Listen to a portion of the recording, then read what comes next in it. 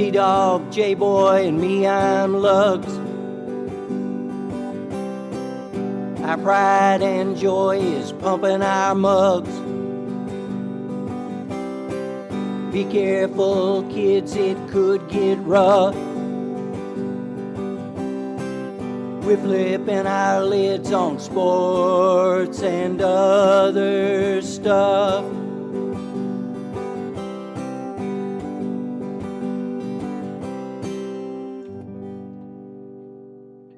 Welcome to Sport Weasel Central. I'm Lugs. I'm J-Boy. And I'm T-Dog. That's right. Welcome to Sports and Other Stuff. So by now, we all know the story of Damar Hamlin collapsing on the field during the Bengals-Bills game in Cincinnati on Monday Night Football. So much has been talked about, so much has been said, but we have some questions, and I'd like to pose them to you fellas. First of all, nice to see you. Welcome to the episode number 154 of Sports and Other Stuff. We're happy about that. But Damar Hamlin. Lugs, let's start with you. How do you think the NFL handled the situation with the game after the injury, all of the above? You know, I think they handled it about as well as they could have because they're dealing in real time with what could have been and what may still be a true tragedy. Other than back, I think in the early 80s, maybe in the 70s, when Darryl Stingley of the New England Patriots was hit by Jack Tatum and essentially paralyzed on the field, the NFL hasn't dealt with anything like this. It was one of those moments where everything was buoyant. It was like a playoff moment, a game, and then all of a sudden it's just silence. I think they dealing with it on the fly, seeing those players' reaction, knowing that he is in definite trouble. I think everybody there did as well as could be expected, and my hat's off to them. Now, as to what happens going forward, we could have other opinions, but so, Dog, what do you think? Just tragic the situation was to happen, and you know, it was good that they decided not to restart the game, and I'm not even going to give that to the NFL. Obviously, I think the coaches talked, and obviously they took input in from their players. I don't think they're going to play the game even if NFL said they wanted them to. So I'll at least give credit to them for at least going along with what the players and the teams wanted to do and just postponing the game, because hopefully, and it sounds like, you know, family members have said that it's taken a positive turn for him. So hopefully all is going to be for the best, and he's going to come out of this, you know, relatively okay. I don't know if he'll play again, but that's okay as long as he has his health and his life. That's all that really matters. I just think, and I think the broadcast, I think they did a relatively okay job. Yeah, that was my next question. How did ESPN do, Joe and Troy and Lisa Salters? I'll answer it first, I guess. I thought they did an okay job. You know, I know they're scrambling and stuff. It seemed very odd that they couldn't get a picture up of him earlier. You know, and have some key notes on him, because it feels like they have notes on everyone going into games. So I don't you know, I'm not saying the graphics would be that easy to put up, but it seems like they have enough people on staff that it shouldn't have taken that long to do. Good point. Good point. Just to try to hit the affect, and I'm not going to kill Lisa Salters because sideline reporting, I've never done it, but just seeing them move up and down the sidelines, having been on the field for those type of games, like, it's a tough job, and your access is so limited. So, like, if anyone's killing Lisa Salters, I don't think it's really fair, because you only have, with how the access has become more limited and limited. I'm not saying, you know, she could have done maybe this thing or that thing better, but I just think she did about as good a job as she could in the situation. So yeah, as emotional as all of that was, uh, you couldn't move in and get facts. I mean, we've all, I think, been on the sidelines at football games. Those guys are keyed up from the beginning, from the get go. I mean, they're just charging. Then, in that moment, to get in their face for any question, they're just going to lambaste you and tell you to get the hell away from them.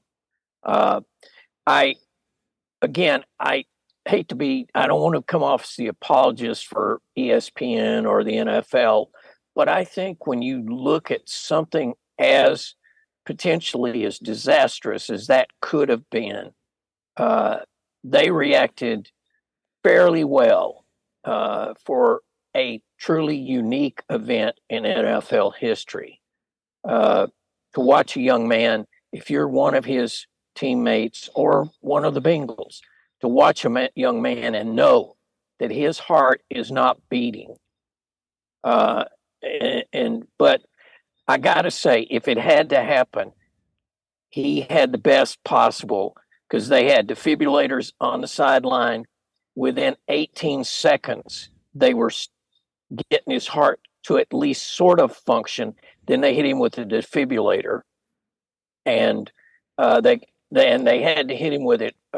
They're saying twice. I would think it would be a couple of more times than that, but I'm not even going to speculate because it does nothing. I will say this: I was listening to the Dan Patrick show, and they had this doctor on, the surgeon, intensive care surgeon, and he laid it all out. He basically said, when your heart beats, there's that top part, and then it comes back down, and your heart electrically recharges. And if you get hit with a lick like he was hit, apparently, when it's down, that's when it stops your heartbeat.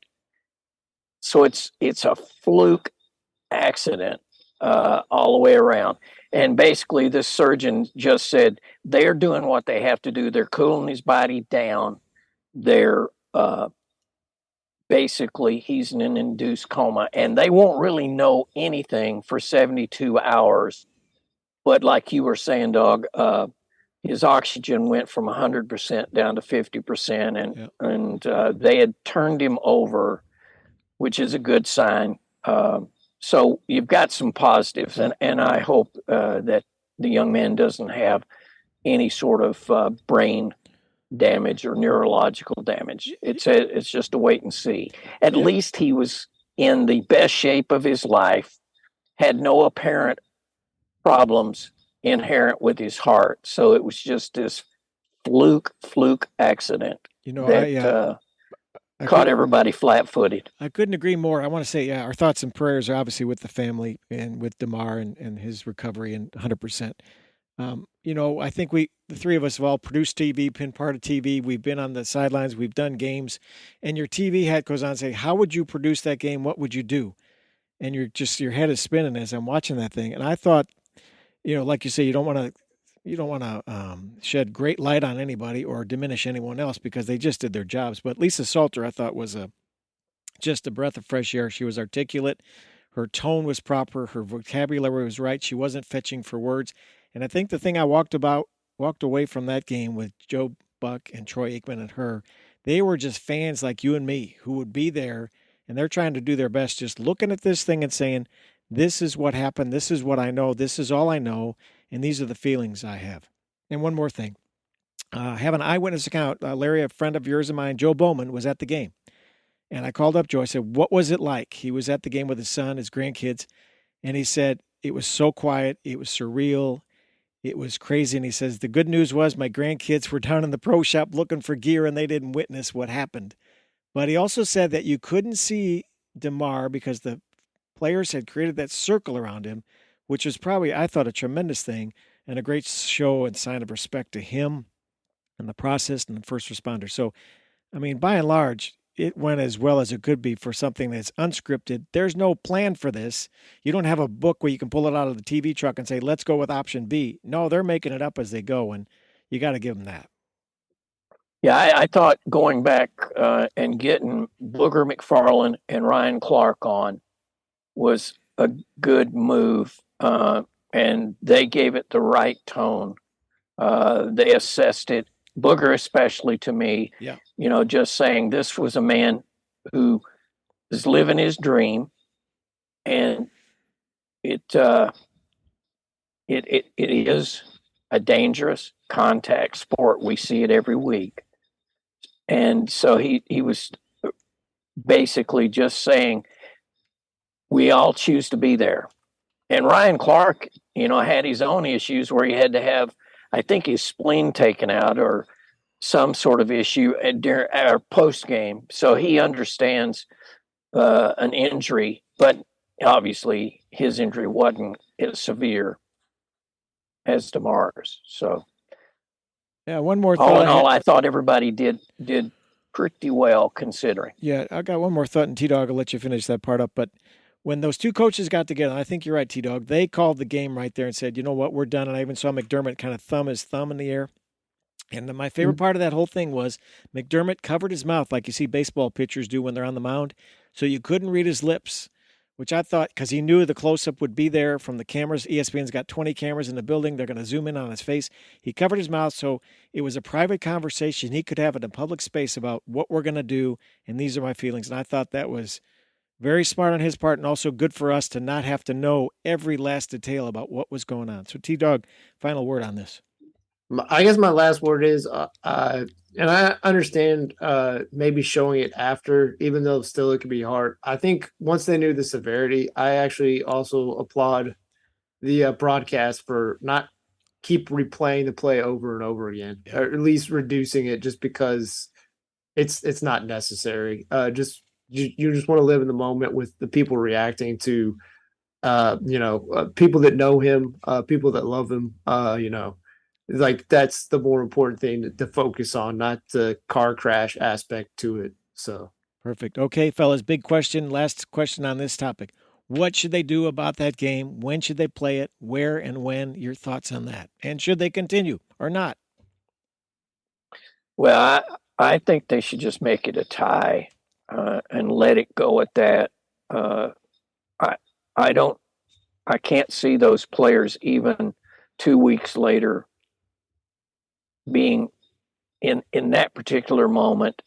I just don't see them playing up to their standards. Don't make them do that. Don't make them do that. Why? Especially if he's still in the hospital and questionable. Just make it a tie. We move on. They're going to play this weekend. So that's my thought. What do you say, T-Dog? What should they do? I kind of like what Lug said. I don't know how you have how you restart this game. I mean, do you start it from the beginning? Do you start it what is it, 8 minutes in or 7 minutes into the first quarter? 5:58 left, right? Yeah, you play like a game in between. I understand, to people that just want to focus on the football aspect of it. I understand how if Buffalo would have won the game against the Bengals and then would have won their game in Week 18 against the Patriots, they would be the number one seed. I understand if the Bengals won this game and if they won next week or this upcoming week, Week 18 against the Ravens, and the Kansas City somehow loses the Raiders, which obviously Raiders were very game Week 17, so we can't completely rule it out. Like Bengals could be number one seed. I don't think any of that really matters. Something, it maybe stinks for the Buffalo Bills. It maybe stinks for the Bengals to some extent, but I don't know how because obviously, like we said, I think it was a freak accident, but you want to try to show that you're about player safety.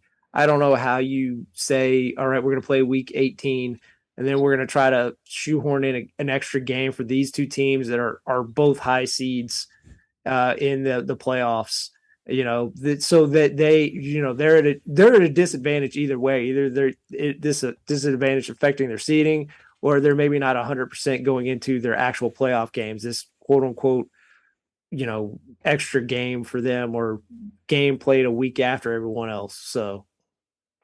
Yep. All right, fellas. Well, Godspeed, Damar Hamlin. We'll be thinking of you and your family as you move forward in life. So hopefully it all comes out better on the other end. Okay, fellas, now let's talk some football. It's playoff time, almost week 18's upon us. Is the playoff picture where you thought it would be? And what are you looking forward to? Or just give me some NFL talk now. Well, I think for me, the AFC is about what we would have expected, at the beginning of the season, with the Bills, Bengals, and Chiefs being at the top of the pack.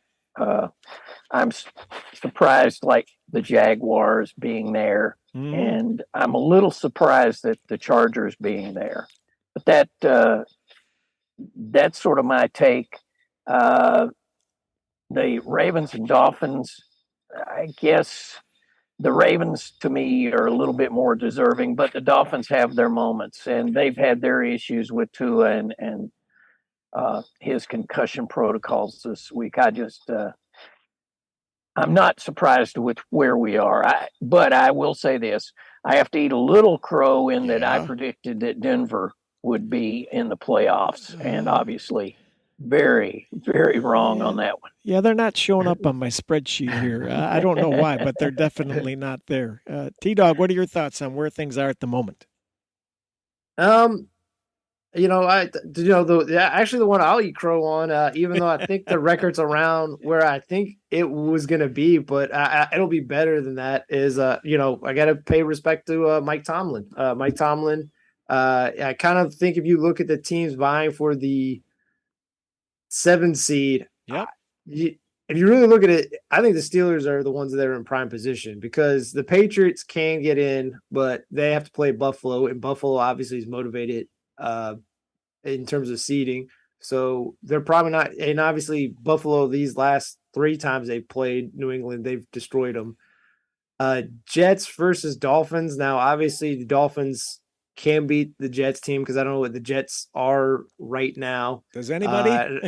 But I mean, Mike, they still have a very talented defense. But I just think, that Mike White, he had some good moments and flashes, and obviously possibly Zach Wilson's not their long-term answer, but everyone who lived in that fever dream for those few weeks were saying, well, maybe Mike White's the answer. He's not. Apparently. But if you look at the Dolphins, if they have to start Skylar Thompson, or it looks like they signed Mike Glennon, if they have to start one of those guys. Holy smokes, Mike Glennon. There's a name. Yeah, they're he was in a rocking chair on the porch, wasn't he?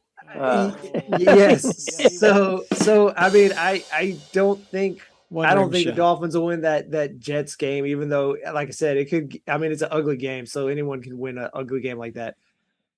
The Steelers play the Browns, and the Browns are the weirdest team. Deshaun Watson, I think, only had like 9 completions, but they won convincingly on Sunday, mainly because Nick Chubb, just being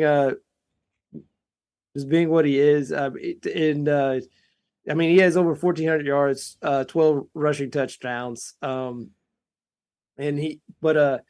also, in that game, God bless him, Ron Rivera, possibly with his career on the line, says Carson Wentz is my guy. Wow. And his 3 picks, all 3 of them were awful. Like some picks, again, I mean, I know we're not probably going to talk about the ins and outs of a lot of these games, but like Dak Prescott's first interception against the Titans, that was a tight window. He hit CeeDee Lamb's hands, it bounced off his hands, and the guy intercepted it. That's an interception that you're not going to really put on the quarterback. All 3 of these on Carson Wentz, they were on him. I mean, Denzel Ward undercut a McLaurin for the first one.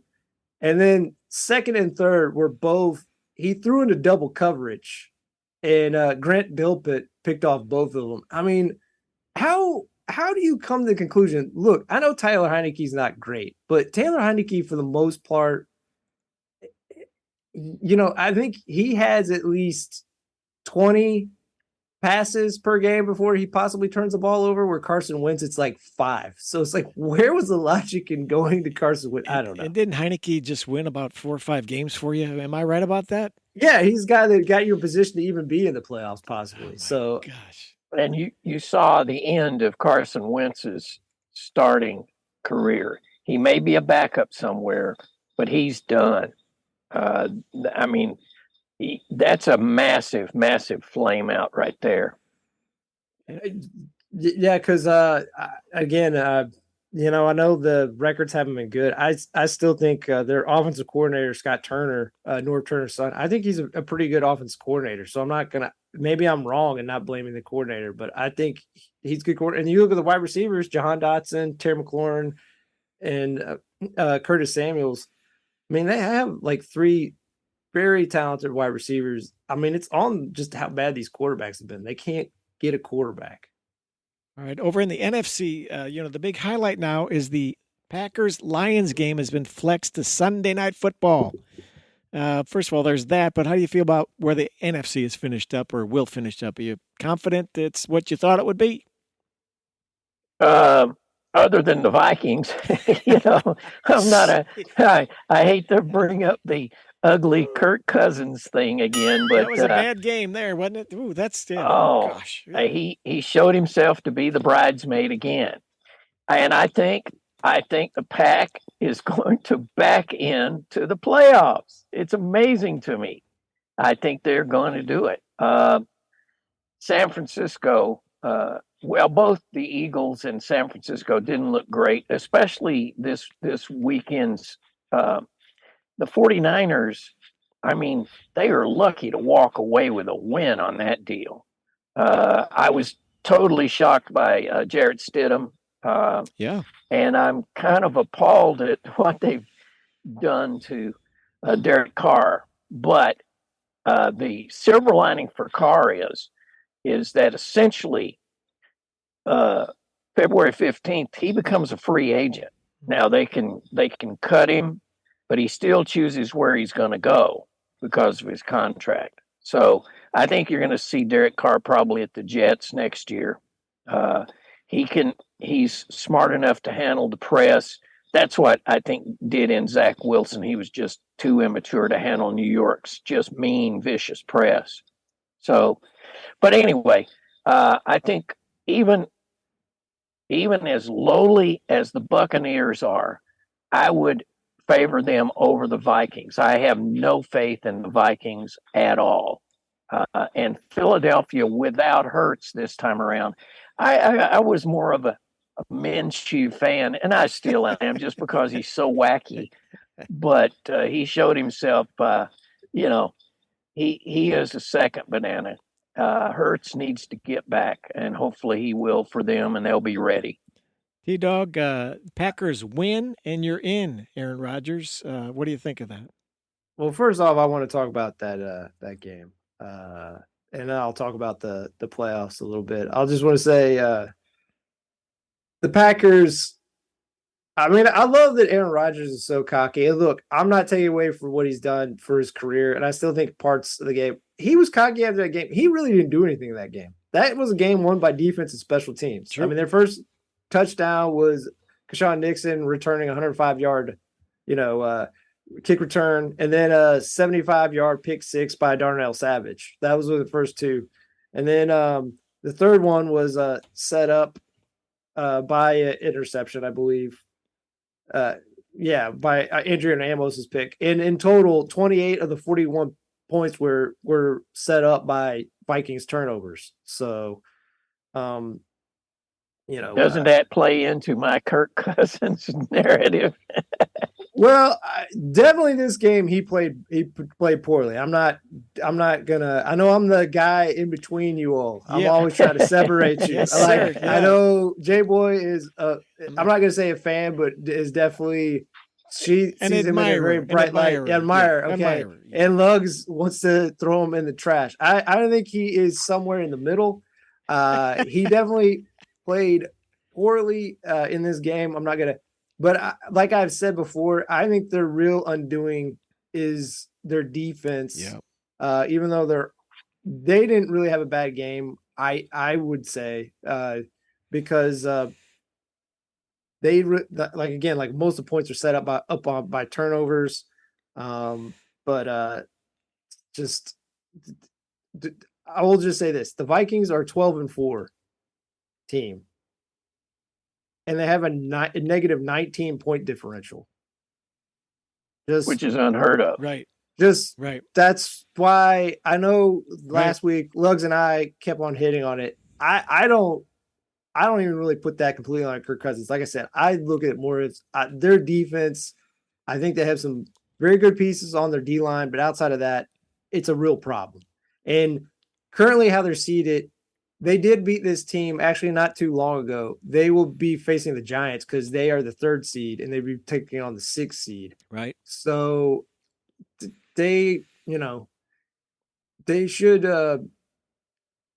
they will be favored in that game. But again, I think the Giants are a better coach team. I think, I don't think they have more talent than the Vikings, but I mean, it took a 61-yard field goal from Joseph to win that game. So I'm just saying I will put them on notice in week 1 of the playoffs. Let it be said. But I will say, kind of going into the overarching thing, Eagles should possibly be the number 1 seed, because at least from what Vegas is telling us they should be, because they have them as a 14-point advantage. Well, Dog, you're our Giants. insider. Where does Jalen Hurts stand? What's going on? He's probably going to possibly play, but he probably won't play the whole game, because it sounds like the Giants might not even play any of their starters. Like, they're just going to rest them this week. So especially Saquon. Yeah. So but still there is an opportunity for the Cowboys possibly get the number 1 seed. Yeah. I don't really see it happening just because ahead of them is the 49ers, and the 49ers, even if they rest McCaffrey, 49ers, I believe they'll be taking on the Cardinals. That's going to be no problem. So, they're the most dangerous team. I know they played the Raiders tough, but my main thing I just want to point out on the 49ers, they are 9-1 since they traded for CMC. So, I mean, he had 193 yards and a touchdown from the line of scrimmage. They're hard to beat. I agree. And he's just another like point of emphasis for what the 49ers are about.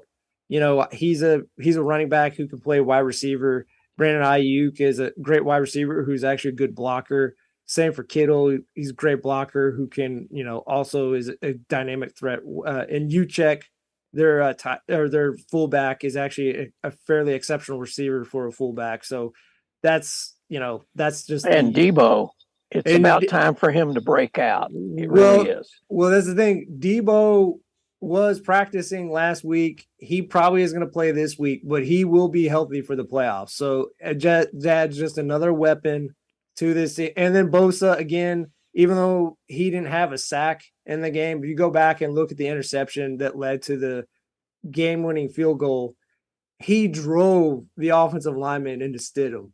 And Stidham couldn't really throw it. I think it hit him and it forced the ball out. But Bosa drove the offensive lineman back into Stidham, and that's what created the pick. So I just think, credit to Josh McDaniels, credit to Stidham and Devontae Adams especially. I mean, he played out of his mind in that game, but I still think the 49ers are the scariest team. I'm not going to say maybe if the Eagles are healthy, but I don't think the Eagles will be healthy. Even with Hurts back, they're still missing some guys. So I think the 49ers are actually the team to watch out for in the NFC.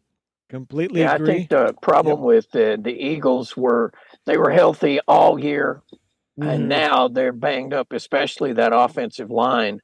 I mean, they were like the top dogs, and now they've got the right tackle out, and I think the left guard. And they should rest those guys and not try to bring them back, because they're going to make the playoffs no matter what. Can I say the team that infuriates me the most? Please let it go. Get it off your chest. Since we're in the NFC, the Bucks. Yeah, who we watched all year, just not live up to their potential. Yeah. And talk about backing in, huh? Mike Evans, who everyone's like, oh, he looks old, or he looks like he's toasted and stuff. And I know they're missing J.C. Horn in their secondary, the Panthers, but still. He lit them up for 270 yards receiving, 3 touchdowns. And Brady, everyone who, and I don't think there's a lot of people, but anyone's like, oh, Brady, it looks old. Like he's the one thing I will give him that he looks old is he is really afraid to get hit, which I can understand as an older person, not want to get hit by someone who's 300 pounds. But in terms of like his certain physical attributes, I mean, you see on those passes, he still has that zip. That and arm. he was on the money. That was what was amazing to me. And like I said, where has this been all year? Yeah. Where has this been? Like the guy that he's running against was on the practice squad, and they never double teamed him. I was just shocked. I mean, he is the only outlet, and they didn't double team. They put that guy out on an island, and he got beat 3 times. Yeah, it's. I understand that, but still, like when you watch him physically, he's not cooked. Evans isn't cooked. You're right. I'm not saying no, he is. One of those touchdowns too was against CJ Henderson, who isn't a practice squad guy. He's gonna probably be a starter for multiple years on out. But it's just like I get that they had some problems with their offensive line, particularly I know in the interior, but like at times they were missing their tackles. This was, I think, the first game they've had both their starting tackles in a while. So that obviously contributed to maybe them feel more comfortable, maybe airing it out deep. And obviously their defense really stepped up against this Panthers team that was just smashing people to run. I mean, they held them to 3.4 yards per carry in this game. So like they knew how to neutralize them. Like I said, and the scary thing is as a 4 seed, they're going to play the Cowboys, who for the most part has played well this year. I feel bad for the Cowboys because like they've had a good year, and they might get bounced by this Bucs team that's all of a sudden reinvigorated. Yeah, it was kind of shocking to me, just how well the Bucs played, especially in the fourth quarter. It was like, so where's all this been, fellas? You just waiting for this moment? What? They're peaking at the right time, right? The cherry on top is, not to say he hasn't done it, but like, because it's just a staple of his dominance through the years, that goal line or fourth and short Tom Brady sneak, which is essentially unstoppable. Him getting a touchdown, that is just kind of like a sign that like, all right, they're ready to go in this playoffs. Well, you got to be kidding me. Could be. You got to be kidding me. Well, and they also that's rubbing it in, isn't it? You have the oldest player in the NFL in history, right? Jamming it, jamming it. Yeah, that hurt. He's running over guys half his age, right? But and I will say this, even in defeat, I know he's 5-6 as a coach, but you look at the team he inherited, and as a person who had too much invested in Matt Rule, I think Steve Wilkes, obviously I'm not saying he didn't have problems in this game, but like he got this team motivated. He gave them an identity, kind of like Carson Wentz. I don't think Darnold's going to be a starter really here for the future, but at least Wilkes helped kind of resuscitate his career where he'll maybe at least be a long-term backup. Gave him somewhere. some faith. And maybe he can be Geno.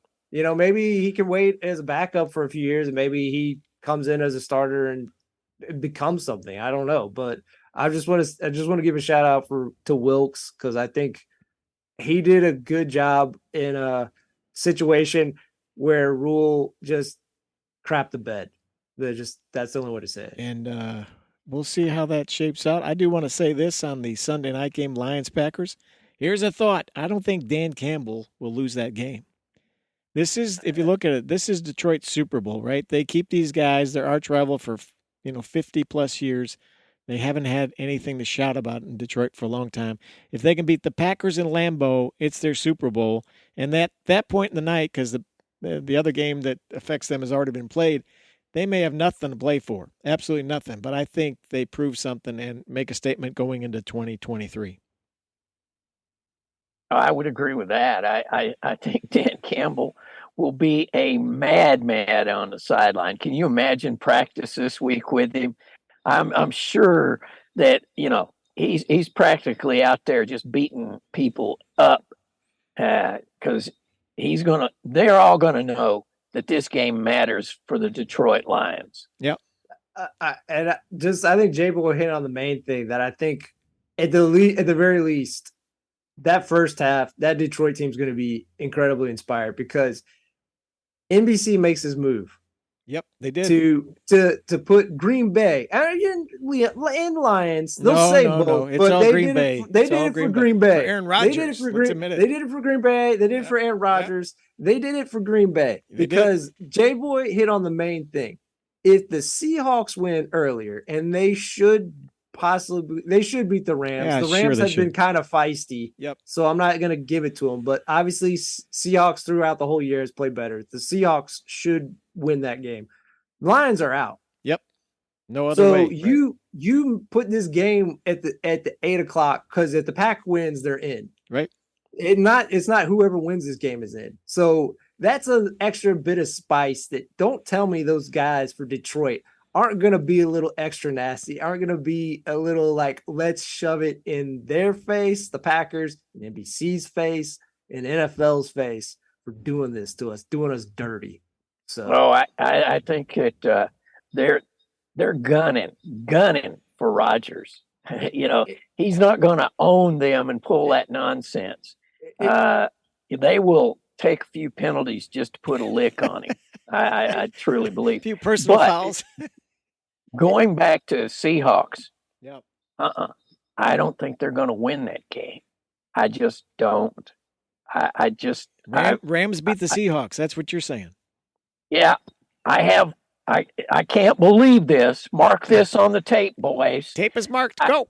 I have more faith in Baker Mayfield than I do in Geno Smith. You are crazy. What? You are crazy. Wait a minute. Do mark the tape. Lug says he likes Baker Mayfield. That is a first on this program. But particularly coming off this weekend. Okay, the Jets, look, we can make fun of their offense. The Jets' defense is legitimately great. And or maybe great's stretching it, but they're one of the good. Top one of the five. Let's say top 5. Yeah, top 5, top 10 unit. If you look at what they did, I credit Geno and I credit their offensive staffing. Seattle's good at stopping wide receiver passing yards. So you know what Geno did? 150 yards of his passing, I believe he threw for 186. So 150 of that 186, he threw to tight ends and running backs. He's like, all right, you're great at stopping wide receivers. We're not even going to throw it to him. Good luck. And he threw 2 touchdowns to his tight ends. So, I mean, again, his numbers weren't overwhelming, but he played a smart, efficient game against the Jets. And I'm not going to kill Baker because their offensive line is a mess. Van Jefferson, while he's a good receiver, he currently is at best a third receiver, and he's the number 1 right now. And Tutu Atwell, I'm not bashing him, but I mean, Tutu Atwell, they try to hit him deep twice a game. Sometimes he comes up with something, usually not. Not yet. But he doesn't have a lot to go to. And I know he played well against that Broncos team, but that was a unique situation where they were mutinying. That was just an out-and-out mutiny on Christmas where they were trying to dirt nap their head coach. And congratulations, they did it. And shockingly, the next week against the Chiefs, they played inspired because they just wanted to get rid of what I would assume. They won't say it, but I would suppose they would feel that he was dead weight, and they just wanted to get rid of the old Hackett. dirt nap, huh? Yeah, because if you look at every other game, and I know he won that game against the Raiders, he had 1 great drive, or he had 2 good drives against the Raiders. Other than that, he didn't do anything. And I'm not even killing Baker for it. I just think the personnel is that bad on the Rams right now with injuries and in other situations. But and against the Chargers this week, he didn't really do anything either. So, yep. But I'll say this about that. There you go. Right now, you owe me lunch for the Pittsburgh because I said they were going to win out and finish at least 500 or better. Okay. Can we find which episode that is? Yeah. I'll pay for that dinner. I just want to make sure this is 2 true. weeks ago. 17 minutes in. We'll get our crack intern team to find that for us on the tape. But I'll have to put a tape. biscuit on the Seahawks losing this weekend. I'm putting a biscuit on it. Oh, he's not putting a meal. Did you hear this, It's a Jay Boy? He's biscuit. not even putting a It's meal. a He's freaking giving me a biscuit. biscuit. Do I at least get jelly with this Chicken biscuit? biscuit? Sure, What is you it? get a little butter too. Margarine, not butter though, because I'm okay. not paying for butter. Well, all right, that's good. So I want to here's the headline I see: Jared Goff, NFL Player of the Week. He'll have a big game against those Packers because these guys, they don't care about the Lambeau Mystique and the Frozen Thunder. They're just going to play a football game. So we'll see how that shakes out the whole weekend. Okay, Lugs, do you have any sports of yesteryear today?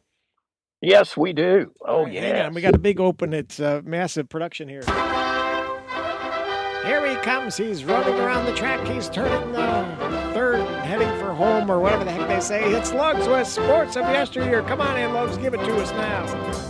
All right. 1883, Ontario Rugby Football Union, the forerunner of the CFL, formed. 1942, the fourth NFL All-Star Game, Polo Grounds, New York City. Chicago Bears beat the NFL All-Stars 35-24. 1970, AFL Championship, Alameda County Coliseum. Kansas City Chiefs beat the Oakland Raiders 17-7. A sad day for then coach of the Raiders and future broadcaster John Madden. 1986, Los Angeles Rams running back Eric Dickerson scores twice as he rushes for an NFL postseason record 248 yards in a 20-zip victory over the Cowboys in the NFC divisional playoff. 1992, Boston's Robert Parrish becomes the fifth player in NBA history to register 2,000 career blocks. Others on that list include Jabbar, Kareem Abdul-Jabbar, Mark Eaton, Wayne Rollins, and George Johnson. And finally, in 2000, one day after accepting the head coaching position at the New York Jets, the hoodie, yes, Bill Belichick, resigns from the Jets and moves to the New England Patriots, where he still coaches. Smart move on his part, kind of strange. That's all for this edition of Sports of Yesteryear. Thank you, Lugs, for that wonderful report. Bill Belichick, did you know this, fellas? Since Belichick became head coach of the Patriots, there have been 170, counting now our good friend in New England, in Denver, 174 NFL coaches have been hired since Belichick was hired by the Patriots. 174 coaches have been hired since he was hired. All right. That's a lot of coaches. It is. That is a lot of coaches. That's a lot of stuff. All right. Anything else today? It's a big week, big weekend, man. We saw a lot of stuff this week. Do you want to talk about the college at all? Yeah. Oh, gosh. Is that coming up? We forgot all about it. Yes. Yeah. We could talk about the semis. Do you want to start off, Lugs, or do you want me to? Go ahead, man. You're going. Okay. All right. So the first game was TCU versus Michigan. I just want to say I don't want to take away from TCU because obviously they lost their starting running back and their backup running back. He came in and he ran for 150 yards and a touchdown. Amaria, I'm going to mess up his last name. Damar Hamlin. That being said, Michigan, I'm going to give it to TCU because they played better. Neither offense was clean.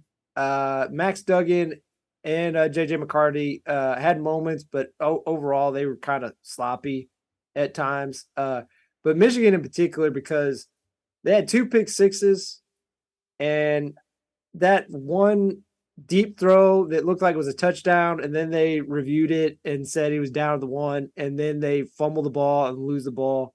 I mean, that right there is like 21 points going against Michigan. So I know it sounds like I'm being Mr. Bitter pill for them, but I just think, again, like I said, TCU played cleaner. They didn't make the mistakes. Also, just really weird that last play. How's that not targeting? Right. But whatever. That's on the first game. Second game. I'll let you go. Yeah.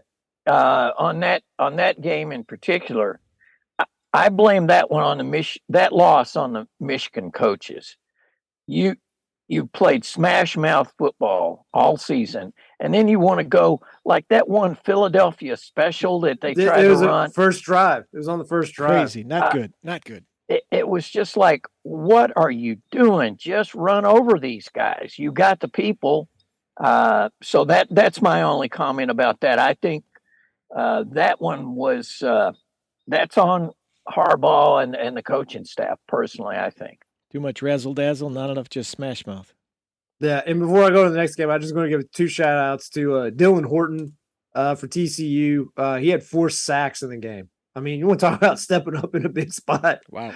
And then D. Winters, linebacker, he had 7 tackles, 3 TFLs, tackle for losses, and he had one of those 2 pick sixes. So, like I said, I'm not taking away from TCU. They decided to play a little bit more clean, and obviously that was the small margin for victory for them. I was just going to say on a side note, I think Duggan will make a good NFL quarterback. He didn't have his best game in this game particularly, but I think his thought process is there. I will give you this on Duggan.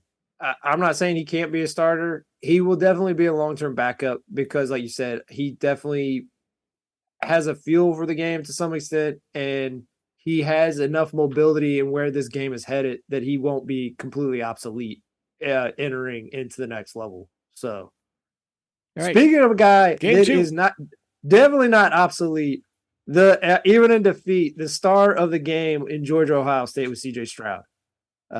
He had 348 yards passing, 4 touchdowns, 34 yards rushing, which is a key emphasis because that was an aspect of his game that he never really showed at Ohio State because everyone acted like he was mainly just a pocket passer. I'm not saying he isn't, but just to show just a little bit of mobility just opens things up for him.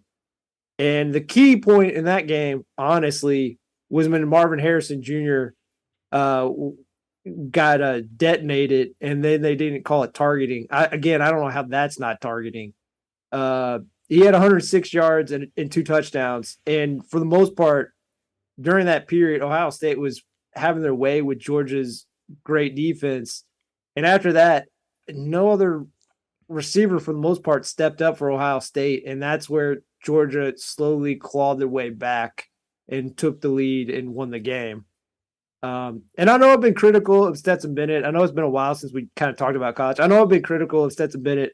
That pick was bad on him, but I will say he's developed into a quality starter. And the key to their comeback was hitting the 76-yard touchdown pass to Aaron Smith, and that pulled within to 3 points. They were still down by 3 points to Ohio State, but that was the big momentum shift that just never stopped for them. And I just think Ryan Day really missed the opportunity at the end. I mean, he ran the ball, and then I don't know. Like, again, I'm not completely killing him because, like I said, once Marvin Harrison Jr. went out, they didn't have a guy really to go to, but still it felt like they should have been able to get closer than 50 yards.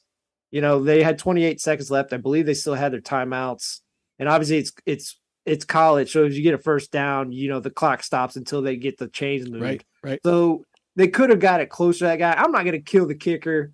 I know he definitely crapped his pants in that moment. I'm not saying that he didn't. I mean, that was a Vanderjack kick against the Steelers years and years ago, like really off. But I mean, you're having trust in a kicker at the college level kicking a 50-yarder in a semifinals to win the game. That's on you. Ryan Day. That's on you. Too much. I think Georgia got lucky, honestly. They just flat out got lucky. All right, fellas, your prediction, your pick. Who do you like? The big game on the 9th of January. I have to go with Georgia just because, but it would be cool to see the boys from TCU do it. So I'll go grudgingly for Georgia. T-Dog.